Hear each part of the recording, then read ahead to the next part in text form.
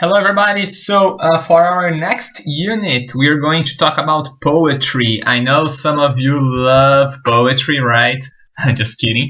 I know poetry is a little bit different. Usually texts like books, they are easier to follow, I think, because poetry has lots of small details, the structure of the text, the way the authors, the writers, they work with the words, the sound of the words especially, that's very important. And that's why poetry is very different.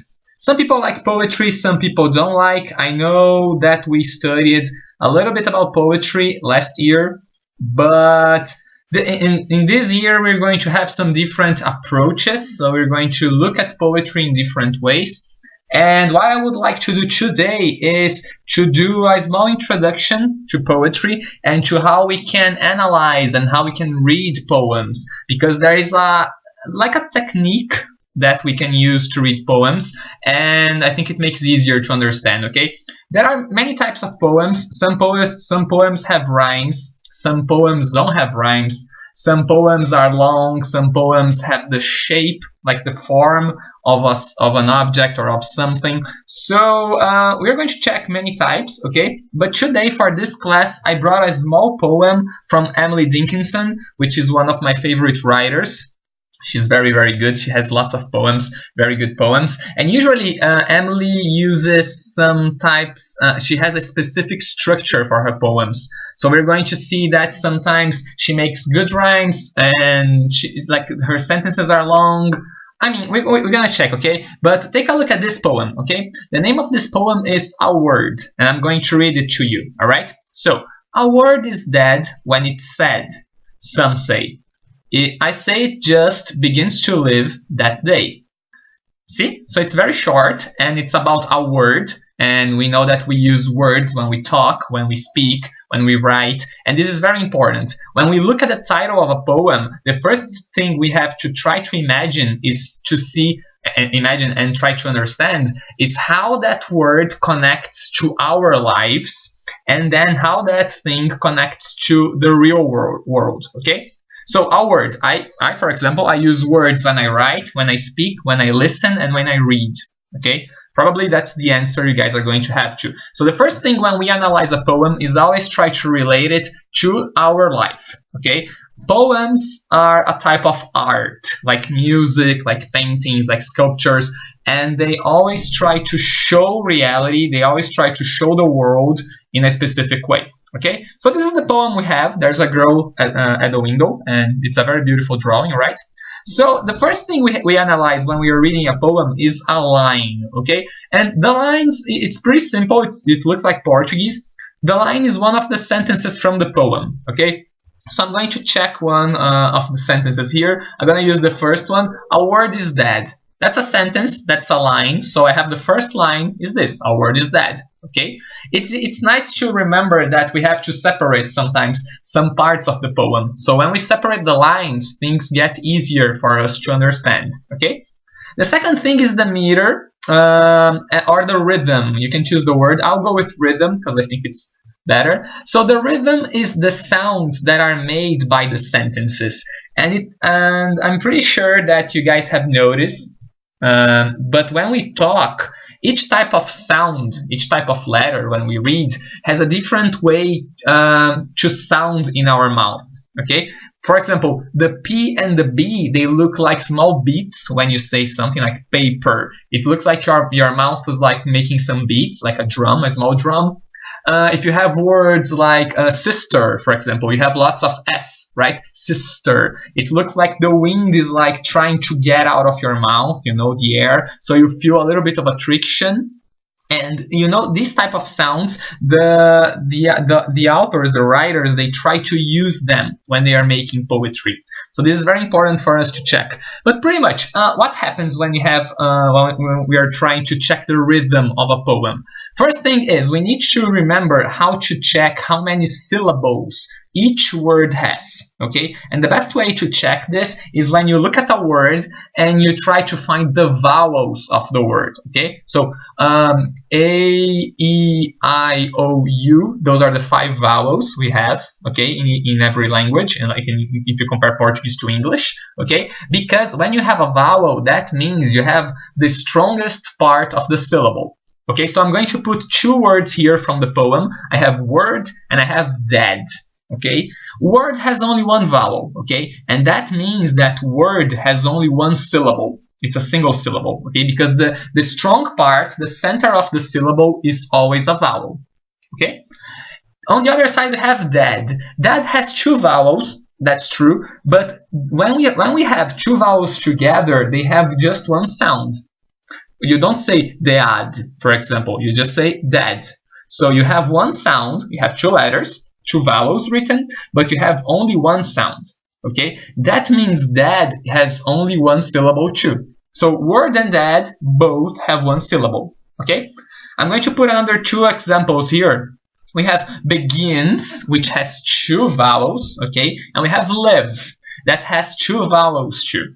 If a word has 2 vowels, this word is most likely going to have 2 syllables, which is the case of begins, okay? And it's also the case of live.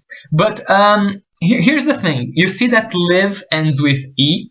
Usually, depending on the place you go, like in the United States or in Europe, depending on the place you are, some people don't say the last E. So they will say something like live. So it's very short.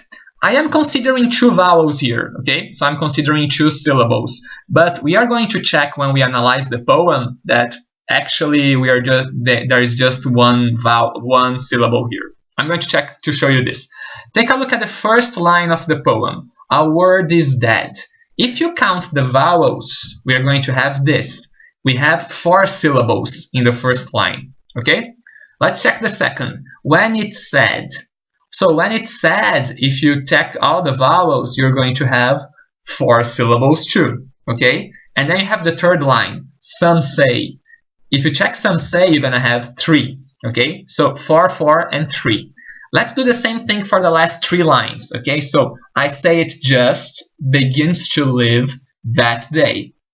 If you count the syllables, if you count the vowels for each line, you're going to have the same pattern from the 3 lines above.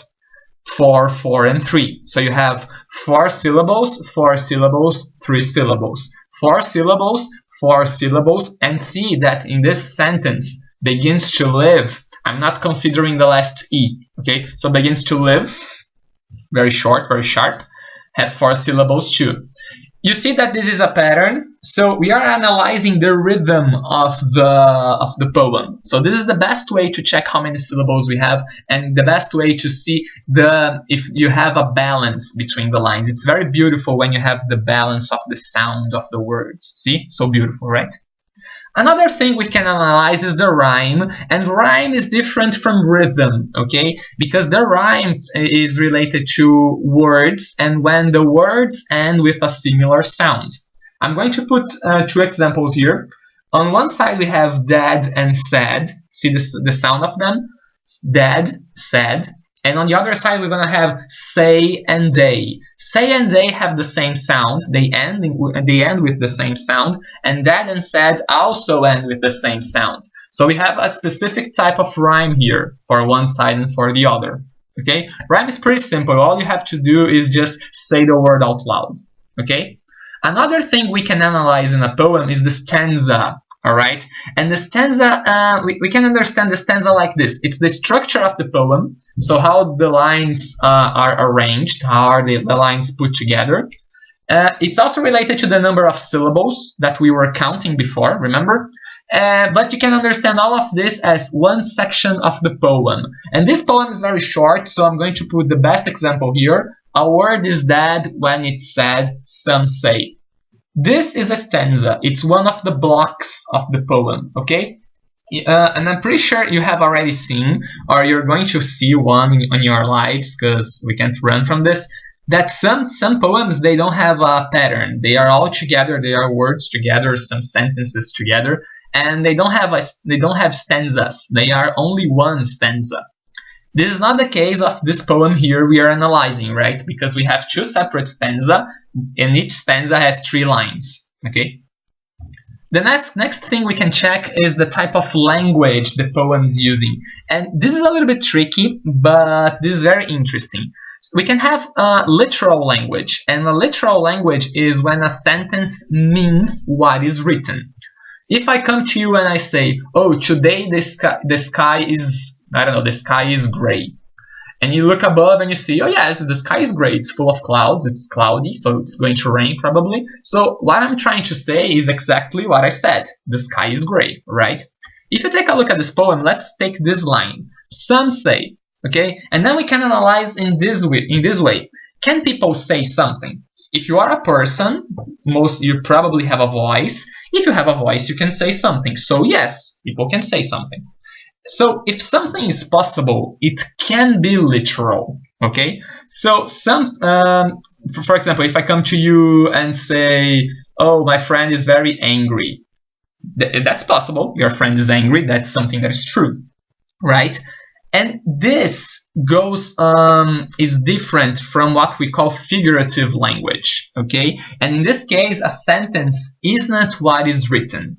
So let's say that it's a beautiful day, actually. Outside you have the sun, so the sky is blue, the birds are singing, but you are feeling a little bit sad, so you just say, the day is not good for me, and it looks like the sky is all gray, because it looks like it's a bad day, but actually it's not a bad day. You just feel that way.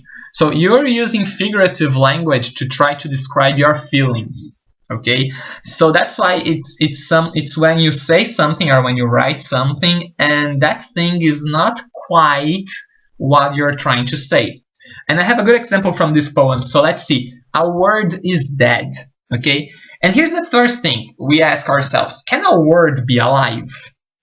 Because you see, a word is a thing. It's not a person, right? So no, because a word is not a living being.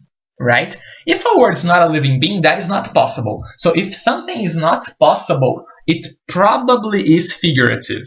Okay? A word is dead. How can you kill a word? That's not like usually you kill people, you kill animals, but you can't kill something that can't be alive.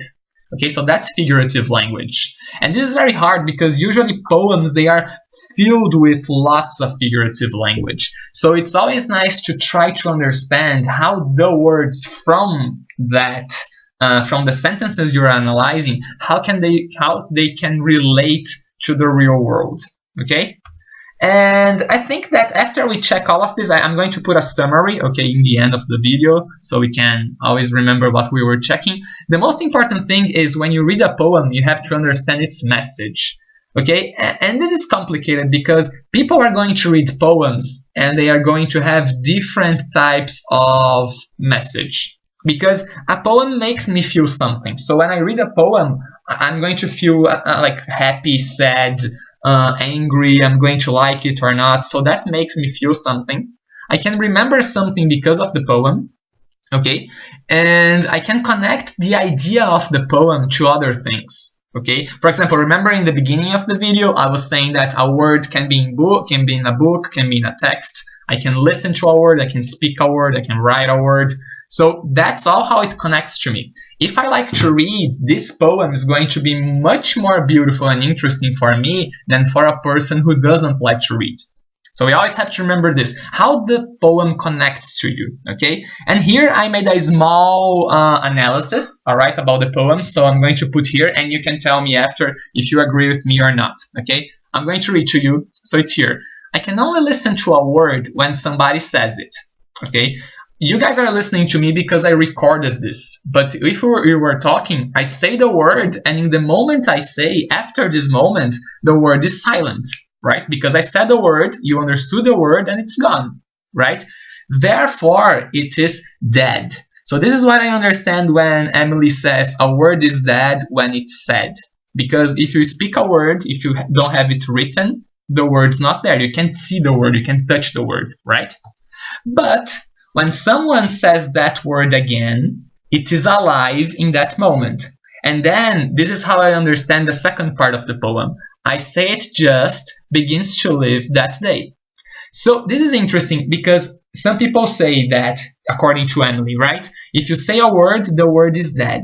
But Emily thinks that if you say a word, the word is actually alive that day. And this is very beautiful. And that's why I think this poem, in my opinion, is very powerful. Because when you say a word, this word is going to be heard. So people are going to pay attention to this word. And some people are not going to forget it. Some people are going to keep that in their minds or keep that in their hearts. And this word maybe can make people do things. They can, I don't know, the word can, some sentences can motivate people. Some sentences can make people learn something. And because they learn something, they are going to do something for their lives. So this is why Emily thinks that a word is alive when people say it, and not that the word is dead. Beautiful, right? I think this is very powerful. But anyway, this is just me. You can tell me your opinion after, okay? And this is a brief summary of what we saw today. How we can analyze a poem, okay? How can we analyze a poem? You have to check the line, which is one of the sentences from the poem.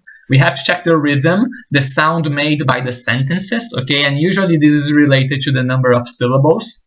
We have to see the rhyme, if words end with a similar sound. We have to check the stanza. So what is the structure of the poem? Is it like 3 sentences together, 4 sentences together? You have blocks of sentences, they are all together, okay? We have literal language, which is when the sentence means what is written. And we have figurative language, when we write something, but we are trying to tell another message. And usually this happens when the sentence is not possible, right? If you say, for example, that the stones like to sing, I've never seen stones singing, so I'm pretty sure that's impossible. That's figurative language, all right? So guys, that's all for today. I hope this video was helpful, and we're gonna be doing some exercises about poetry. So yes, get your notebooks. It's going to be very fun. We'll see you all very soon. Bye bye.